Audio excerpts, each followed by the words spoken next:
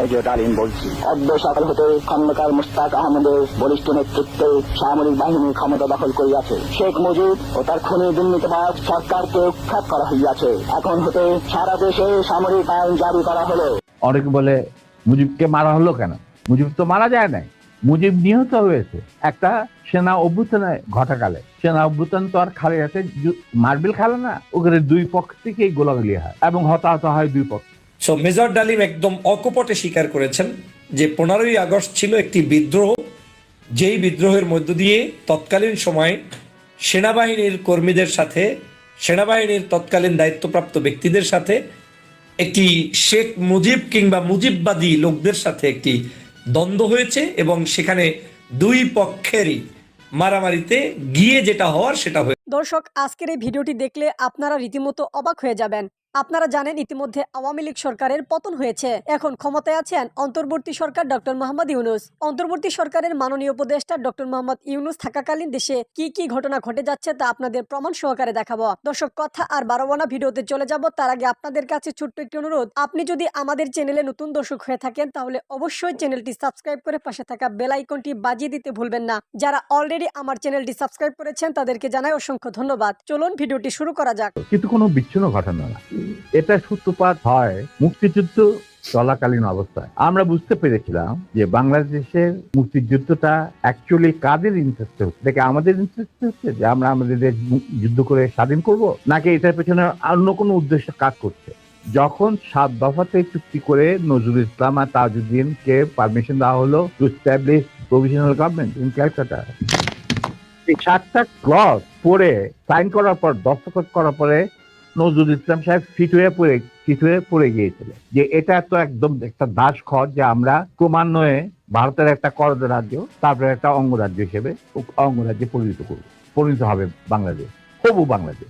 আর ওই joint declaration between Usmani and general Manekshaw joint command establish করার পর কথা ছিল যে general Usmani on behalf of Bangladesh government will invite General Manekshaw to come and be present as an auxiliary force commander, সহায়ক শক্তির commanding chief হিসাবে in the Sunday ceremony, but the instrument will be signed by the Mukti Fauj commander in chief who was General Usman, Colonel Usman.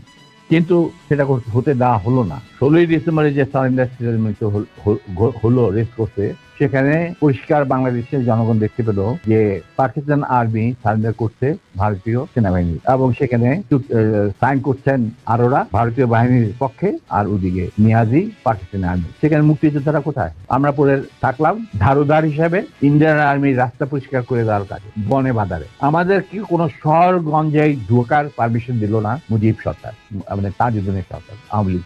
সেই অবস্থায় কি প্রমাণিত, এটা এই ঘটনায় কি প্রমাণিত হলো? ইন্ডিয়া প্রমাণ করলো সারা বিশ্বে যে বাংলাদেশের জনগণ নিজেরা যুদ্ধ করে দেশ স্বাধীন করেনি।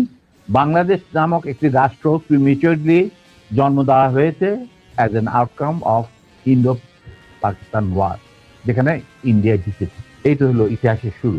তারপর মুজিবকে যখন ছাড়া হলো, সে তো কিছুই জানতো না যে দেশ স্বাধীন হয়েছে, কোনো মুক্তি ফৌজ বলে কিছু ছিল, হাজার হাজার লোক দেশচ্যুত হয়েছে, প্রাণ হারিয়েছে, কি জানতো সে?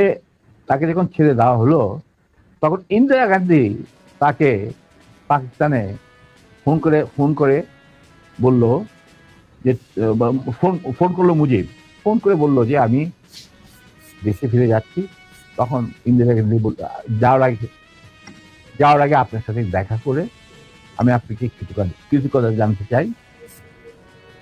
তো তখন ইন্দিরা গান্ধী বললো, কিছু কথা তো জানাবেন, আপনি ফোন না করলে আমি আপনাকে ফোন করতাম, আপনাকে ঢাকায় সরকারে আপনি যাবেন না, আপনি নয়াদিল্লি হয়ে যেতাম। মুজিব সেটাই করলেন, তিনি চলে গেলেন নয়াদিল্লি, লন্ডন হয়ে। সেখানে কি হলো, যেই 7 দফা চুক্তিতে সাইন করার পর প্রবাসী সরকার গঠন করেছিল তাজউদ্দিন আর নজরুল ইসলাম, সেই আওয়ামী লীগ বাংলাদেশে ক্ষমতা গ্রহণ করলো সারেন্ডারের পর ওই 7 দফা ভিত্তিতে, এবং সেই 7 দফাতে মুজিব স্বাক্ষর দেওয়ার পর ফিরে গিয়ে তিনি ক্ষমতা নিজে হাতে নিন। তাজউদ্দিনকে বললো, তাজউদ্দিন তুমি প্রাইম মিনিস্টার থাকবে না, আমি হবো প্রাইম মিনিস্টার। তারপর কি হলো, কোনো নির্বাচন নাই, কিছু নাই। ওই 70-এর নির্বাচনের সুবাদে তারা ইন্ডিয়ার 4 স্তম্ভ ডুপ্লিকেট বাংলাদেশে ইম্পোর্ট করে তার উপরে একটা সংগঠন বানানো, হুবহু এক। শুধু তাই না, রবীন্দ্রনাথ ঠাকুর, যাকে নিয়ে আমরা নাচানাচি করি এবং অনেকের মানে ভাসে যায়, আপ্লুত হয়ে যায় আবেগে, এই রবীন্দ্রনাথ ঠাকুর একজন ইন্ডিয়ান নাগরিক এবং ইন্ডিয়ার জাতীয় সঙ্গীতের রচয়িতা। আমাদের দেশে তার চেয়েও প্রতিভাবান কবি কাজী নজরুল ইসলাম উপস্থিত থাকা সত্ত্বেও আমরা সেই ভারতীয় নাগরিকের একটা গানকে আমাদের জাতির উপরে চাপিয়ে দেওয়া হলো জাতীয় সঙ্গীত। পৃথিবীর ইতিহাসে এমন কোন নজির আর দ্বিতীয়টা আছে বলে আমি মনে করি না। কেন কোনো বাংলাদেশে যদি নজরুল ইসলামকে আমরা জাতীয় কবি আখ্যা দিয়ে থাকি, তাহলে নজরুল ইসলামের গান কেন হলো না? বা অন্য কারো গান হতে পারতো জাতীয় সঙ্গীত। ভালো ভালো কবি সাহিত্যিক ছিলেন আমাদের দেশে, কিন্তু পৃথিবীর ইতিহাসে কোথাও নাই যে বিদেশি এক নাগরিকে যে নাকি তার দেশের জাতীয় সঙ্গীত রচনা করেছে এবং আমাদের শুদ্ধ স্বাধীন বাংলাদেশে এসেও আমাদের জাতীয় সঙ্গীত রচনা করতে হবে। কি ধরনের কথা? That means you have nothing in your hand. তারপর মুজিবকে দিয়ে রক্ষী বাহিনী সৃষ্টি করলো ইন্ডিয়া। তারা বাংলাদেশের সামরিক বাহিনীকে দুর্বল করে একটা নামের মাত্র সামরিক বাহিনী, হাতে লণ্ঠন করে ঠনঠন, এই ধরনের একটা সেনাবাহিনী রাখবে। আর কারণ একটা সেনাবাহিনী তো রাখতেই হবে, কারণ যে কোনো জাতির মেরুদণ্ড হচ্ছে সেনাবাহিনী। ওই হাতে লণ্ঠন করে ঠনঠন, আর আসলে তার চেয়ে অনেক শক্তিশালী একটা বাহিনী গঠন করলো ইন্ডিয়া। স্যার, ওই যে 7 দফাটা আমরা তো ইতিহাস পড়ে, আমরা তো আসলে সাক্ষী না, আমরা পড়ে মানুষকে জানানোর চেষ্টা করেছি। আপনার স্মরণ আছে 7 দফাটার কথা? কি কি ছিল ওই দফায়, যদি কয়েকটা গুরুত্বপূর্ণ জায়গা যদি মনে রাখেন। দেখো আমি তো অ্যাকচুয়ালি 7 দফায় একদম টোটো এগুলো আমার বইতে লেখা আছে। যারা এটা কেন জিজ্ঞেস করলাম স্যার, কারণ হচ্ছে মানে আপনি তো করতে পারবেন না স্যার, সেনাবাহিনীতে 7 দফা মানলে করতে পারবেন না স্যার। আমার পক্ষে হয়তো এখন রিকালেক্ট করা অফেন ডিফিকাল্ট, কারণ আমার মাথায় অনেক কিছু খেলা করে। জি স্যার। দু একটা জিনিস বলছি, যেমন ধরো মুজিব এবং তার সরকারকে প্রোটেকশন দেওয়ার জন্য ইন্ডিয়ান আর্মি অবস্থান করবে বাংলাদেশ। বাংলাদেশের কোনো শক্তিশালী সামরিক বাহিনী গঠিত হবে না। বাংলাদেশের কোনো স্বাধীন বৈদেশিক নীতি থাকবে না। বাংলাদেশের শাসন ব্যবস্থা, আমলাতন্ত্র, শিক্ষা ব্যবস্থা, স্বাস্থ্য ব্যবস্থা, শিল্প ব্যবস্থা, কৃষি ব্যবস্থা সবকিছুই চলবে ভারতীয় বিশেষজ্ঞদের ইচ্ছামতো। তারা মুজিব বিরোধী কোনো মানুষকে বাঁচিয়ে রাখা হবে না। তার জন্য যত লোক মারা দরকার মারা হবে, যত লোককে লুলা ল্যাংড়া করা হবে, চক্ষু তুলে নেওয়া হবে, মেয়েদের ইজ্জত লুণ্ঠন করা হবে, কোনো সমস্যা নেই। এইভাবে প্রতিপক্ষের উপর ঝাঁপিয়ে পড়া হয়। 40,000-এরও বেশি লোক মারা গেছে, সেটা সবাই জানে, প্রত্যক্ষ থেকে আসছে। তারপর আমরা একটা করদ রাজ্যে পরিণত হয়ে গেলাম। কিন্তু সমস্যা দেখা দিল যে বাংলাদেশের মাটিতে যদি যে ইন্ডিয়ান সোলজাররা অবস্থান নেয়, তাহলে বিদেশ থেকে কোনো দেশেই বাংলাদেশকে স্বীকৃতি দিতে রাজি না। কারণ পাকিস্তান ইতিমধ্যে সিকিউরিটি কাউন্সিল থেকে একটা আইন পাস করে নিল যে বাংলাদেশে কে নিয়ন্ত্রণ করছে ভারত, তাদের সেনাবাহিনীর মাধ্যমে, মুজিব সরকারের মাধ্যমে। অতএব এটা একটা ডিসপিউটেড টেরিটরি, এটা একটা স্বাধীন দেশ নয়। তাই আপনারা স্বাধীন কিভাবে রিকগনাইজ করবেন মুজিবের সরকারকে? এরপর এই অবস্থায় ইন্দিরা গান্ধী পড়ল মুসিবত, তো আজ মুজিব সরকার।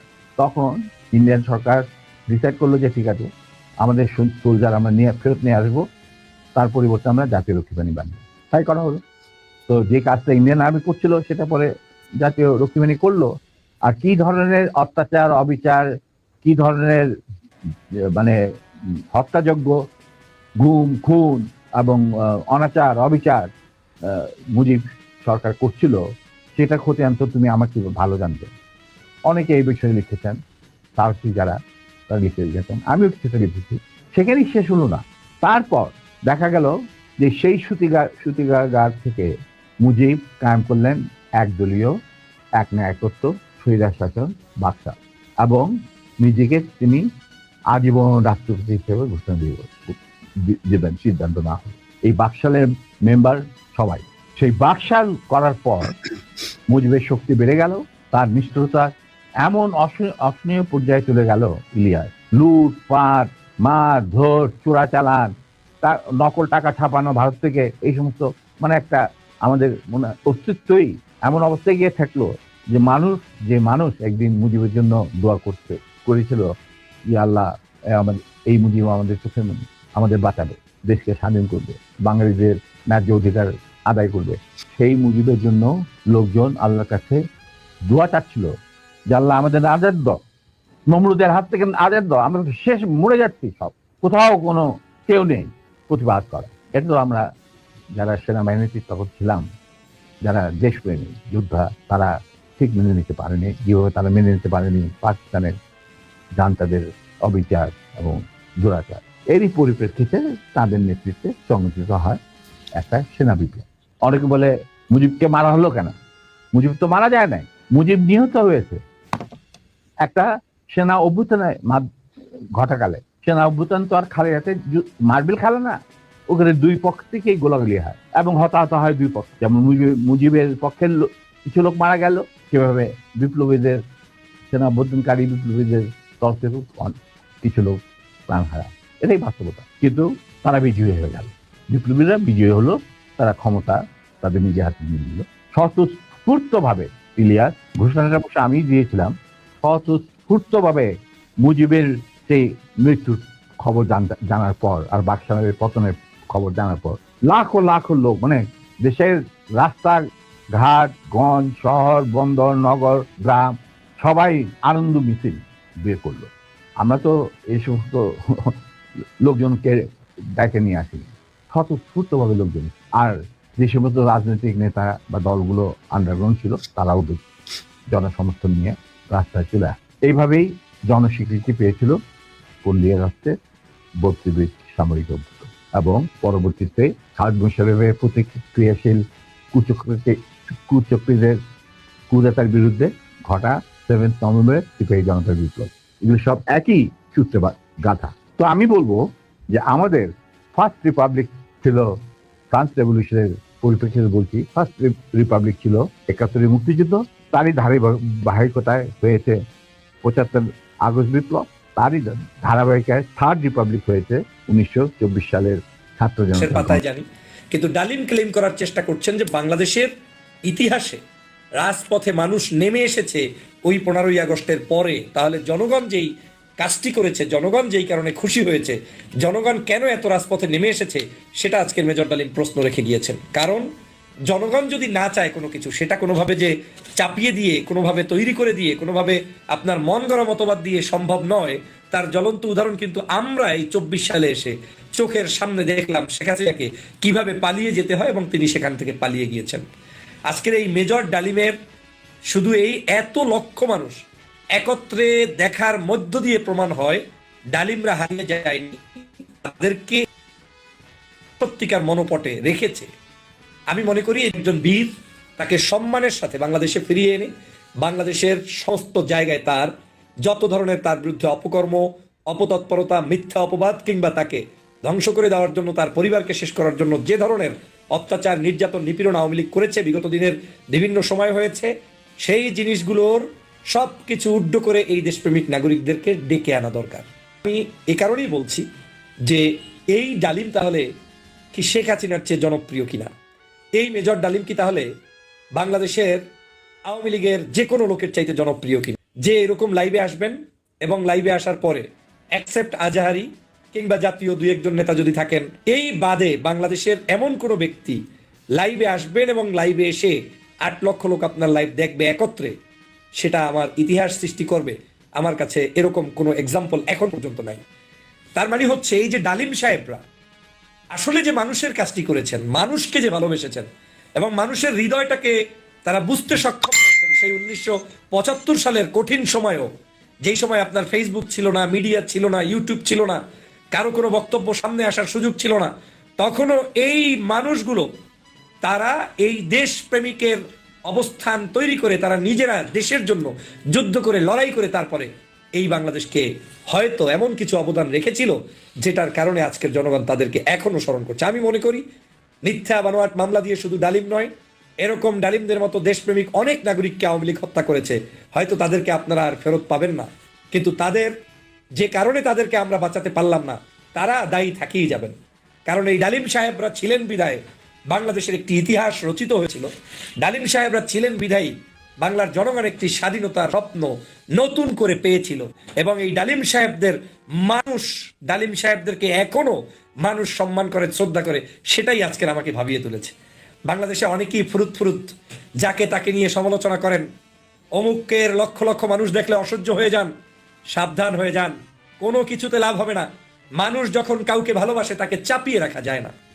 ডালিমের ভালোবাসা কি কারণে, ওই কারণ অনুধাবন করে ওই কারণ অনুযায়ী আপনি রাজনীতি করুন, আপনি সমাজনীতি করুন, তাহলেই আপনি জনপ্রিয়তায় স্থান অর্জন করতে পারবেন। ভারতের তাবেদারি করবেন, ভারতের দালালিও করবেন, আবার বাংলাদেশের মানুষের বিরুদ্ধাচরণও করবেন, আবার এদেশের সঠিক যে চিন্তা চেতনা এদেশের মানুষ যেটা চায় সেটার বিরুদ্ধেও যাবেন। মনে মনে সন্তুষ্ট হবেন, কোনো লাভ নেই। জনগণ সত্যিকার যারা যেখানে যতটুকু জনপ্রিয় হতে চায় তাদেরকে হৃদয় থেকেই ভালোবেসে তাদেরকে সেই জায়গায় পৌঁছে দেয়। আজকে না হয় আমি অবাক হয়েছি, মানুষটার তো ইতিহাসে নামই থাকার কথা না, লোকটা তো হারিয়ে গিয়েছে আওয়ামী লীগের তৎপরতার মধ্যে, মিথ্যাচারের মধ্যে, কিন্তু লোকটা শুধু 1 ঘন্টা 1.5 ঘন্টার একটা লাইভে মাত্র এসেছেন, কি এমন চুম্বক পয়েন্ট ছিল, কত লক্ষ লোক শুধু ইউটিউবে দেখে, তাহলে এই মানুষের আজকের এইটা কত কোটি মানুষ দেখবে, অবাক করা কাণ্ড। ভাবতে পারেন বাংলাদেশের আমরা শুধুমাত্র ইতিহাসকে বিকৃত করেছি, ইতিহাসকে নিয়ে মিথ্যাচার করেছি, স্বাধীনতার ইতিহাস নিয়ে পর্যন্ত মিথ্যাচার করেছি, যেটা মেজর ডালিমের বক্তব্যে স্পষ্ট প্রতীয়মান হচ্ছে। আমি এই মেজর ডালিমের সকল প্রকার তার বিরুদ্ধে আনিত সকল অভিযোগ প্রত্যাহারের দাবি জানাই।